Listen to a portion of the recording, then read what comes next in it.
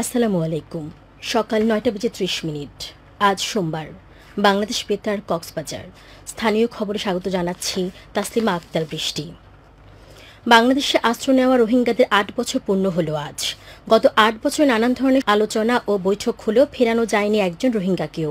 কবে মিয়ানমারে তাদের ফেরত পাঠানো হবে তা এখনও নির্দিষ্ট করে বলতে পারছেন না প্রত্যাবাসন সংশ্লিষ্টরা। তবে সাম্প্রতিককালে আন্তর্জাতিকভাবে এই সংকট সমাধানে নতুন করে উদ্যোগ নেওয়া হয়েছে।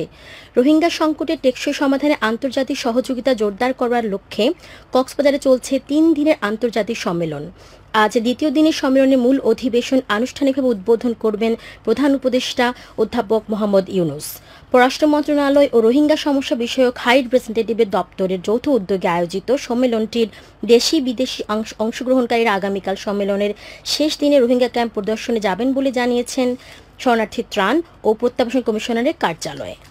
এদিকে গতকাল বিকেলে উখিয়ার ইনানীতে হোটেল বে ওয়াচের সম্মেলন কক্ষে ৩ দিনব্যাপী আন্তর্জাতিক সম্মেলনের প্রথম অধিবেশন অনুষ্ঠিত হয়। কনফিডেন্স বিল্ডিং ফর রিপ্যাট্রিয়েশন শীর্ষক আলোচনায় প্রত্যাবাসন নিয়ে নিজেদের ভাবনা, ক্যাম্পের আশ্রয় জীবন, রাখাইনের বর্তমান পরিস্থিতি নিয়ে কথা বলেন সম্মেলনে অংশ নেওয়া রোহিঙ্গা প্রতিনিধিরা। তাদের কণ্ঠে বারবার উঠে আসে নিজ দেশে ফিরে যাওয়ার আকুতি। অধিবেশনে জাতীয় নিরাপত্তা উপদেষ্টা এবং প্রধান উপদেষ্টা রোহিঙ্গা সমস্যা বিষয়ক high representative doctor Khalilur Rahman ও পররাষ্ট্র সচিব আসাদ আলম সিয়াম অংশ নেন। বিদেশি অতিথিদের মধ্যে মিয়ানমারের মানবাধিকার পরিস্থিতি বিষয়ক জাতিসংঘের বিশেষ প্রতিনিধি টমাস এইচ অ্যান্ড্রুজ, জাতিসংঘের বাংলাদেশে আবাসিক প্রতিনিধি রানা ফ্লাওয়ার্স, মিয়ানমারের জন্য স্বাধীন তদন্তকারী মেকানিজমের প্রধান নিকোলাস কুমজিয়ান এবং জাতিসংঘ শরণার্থী সংস্থা ইউএনএইচসিআর এর অ্যাসিস্ট্যান্ট হাই কমিশনার রৌফ মাজু এ সময় উপস্থিত ছিলেন। রোহিঙ্গা প্রত্যাবাসনের প্রতি বিশ্ববাসী দৃষ্টি আকর্ষণের লক্ষ্যে এই সম্মেলন সহ ৩টি বড় সম্মেলন আয়োজন করা হবে বলে জানান প্রধান উপদেষ্টার উপপ্রেস সচিব আবুল কালাম আজাদ মজুমদার। অল্প সময়ের মধ্যে আমাদের সরকার উদ্যোগ নিয়েছে যে 3টা আসলে রোহিঙ্গাদের নিয়ে বড় বড় কনফারেন্সের আয়োজনের, এর মধ্যে এইটা বাংলাদেশ সরকার আয়োজন করছে। আর আগামী সেপ্টেম্বরে একটা কনফারেন্স হবে ইউএন হেডকোয়ার্টার্সে, যেখানে ইউএন নিজেই যেটা আয়োজন করবে এবং তাদের সাথে মালয়েশিয়া এবং ফিনল্যান্ড কো-হোস্ট হিসেবে কাজ করবে। এরপর আরেকটা সম্মেলন কাতারের দোহায় হওয়ার সম্ভাবনা আছে। বাংলাদেশের আকাশে গতকাল কোথাও পবিত্র রবিউল আউয়াল মাসে চাঁদ দেখা যায়নি।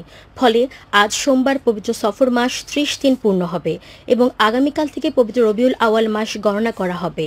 এর ফলে আগামী 6 সেপ্টেম্বর পবিত্র ঈদে মিলাদুন্নবী সাল্লাল্লাহু আলাইহি ওয়াসাল্লাম পালিত হবে। গতকাল সন্ধ্যায় বায়তুল মোকাররম সভাকক্ষে ধর্মসচিব এ.কে.এম. আফতাব হোসেন প্রামাণিকের সভাপতিত্বে অনুষ্ঠিত জাতীয় চাঁদ দেখা কমিটির সভায় এ সিদ্ধান্ত গৃহীত হয়। এদিকে মহেশখালীতে পবিত্র যশনে জুলুস ঈদে মিলাদুন্নবী সাল্লাল্লাহু আলাইহি ওয়াসাল্লাম উপলক্ষে স্বাগত র্যালি অনুষ্ঠিত হয়েছে। আহলে সুন্নাত ওয়াল জামাত উপজেলা শাখার আয়োজনে গতকাল বিকেলে পৌরসভার পুটিবেলা খানেকাহ থেকে স্বাগত র্যালিটি শুরু হয়ে সদরের বিভিন্ন সড়ক প্রদক্ষিণ করে। কক্সবাজারে আনুষ্ঠানিক যাত্রা শুরু করেছে মাদক বিরোধী টাস্কফোর্স। শক্তিশালী এই টাস্কফোর্সের নেতৃত্ব দেবেন বাংলাদেশ সেনাবাহিনী 10 পদাতিক ডিভিশনের রামু ক্যান্টনমেন্ট জেনারেলের কমান্ডিং অফিসার জিওসি। টাস্কফোর্স ইতোমধ্যে প্রায় 22 লাখ পিস ইয়াবা, প্রায় 1,500 লিটার বাংলা মদ, 38 কেজি গাঁজা, 735 ক্যান বিয়ার ও প্রায় 2.5 কেজি ক্রিস্টাল ম্যাথ আইস জব্দ করেছে। এই সময়ে 347 জন মাদক কারবারিকে আটক করে মামলা দেওয়া হয়েছে। গতকাল কক্সবাজার সাংস্কৃতিক কেন্দ্র মিলনায়তনে প্রেস ব্রিফিংয়ে এসব তথ্য জানান টাস্কফোর্সের সদস্য সচিব সোমেন মণ্ডল। তিনি জানান, কক্সবাজারে উদ্ধারকৃত মাদকদ্রব্য পরীক্ষার জন্য একটি পরীক্ষাগার স্থাপনের উদ্যোগ নেওয়া হয়েছে। এতে দ্রুত মাদক সংক্রান্ত মামলার তদন্ত প্রতিবেদন প্রস্তুত ও নিষ্পত্তি সম্ভব হবে। কক্সবাজার চট্টগ্রাম মহাসড়কের রামুর রশিদনগরে মার্সা পরিবহনের যাত্রীবাহী বাস ও প্রাইভেট কারের মুখোমুখি সংঘর্ষে 2 জন পর্যটকের প্রাণহানি হয়েছে। এই ঘটনায় গুরুতর আহত হয়েছেন আরও অন্তত 4 জন। তাদের কক্সবাজার সদর হাসপাতালে চিকিৎসা দেওয়া হচ্ছে। রোববার সন্ধ্যার দিকে রামুর রশিদনগরের স্বপ্নতরী বিনোদন কেন্দ্রের সামনে এ দুর্ঘটনা ঘটে।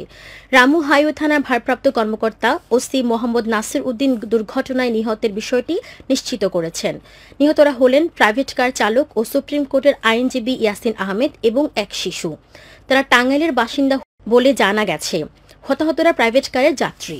বঙ্গোপসাগর থেকে ফেরার পথে টেকনাফের নাইক্ষুংদিয়া এলাকা থেকে 2টি নৌকাসহ আরও 14 জেলেকে অপহরণ করা হয়েছে। স্থানীয় বাসিন্দা ও ট্রলার মালিকদের অভিযোগ, এই অপহরণের সঙ্গে মিয়ানমারের সশস্ত্র বিদ্রোহী গোষ্ঠী আরাকান আর্মির সদস্যরা জড়িত। রোববার দুপুরে 2টি ট্রলার সহ আরও 14 জেলেকে ধরে নিয়ে যাওয়ার বিষয়টি জানান উপজেলা কায়ুকখালী বোট মালিক সমিতির পরিচালক সাজেদ আহমেদ।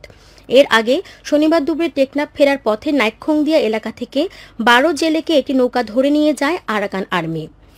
অপহৃত জেলেদের উদ্ধারে আইনশৃঙ্খলা রক্ষাকারী বাহিনীর সদস্যরা কাজ করছে বলে জানান টেকনাফ উপজেলা নির্বাহী কর্মকর্তা শেখ এহসান উদ্দিন।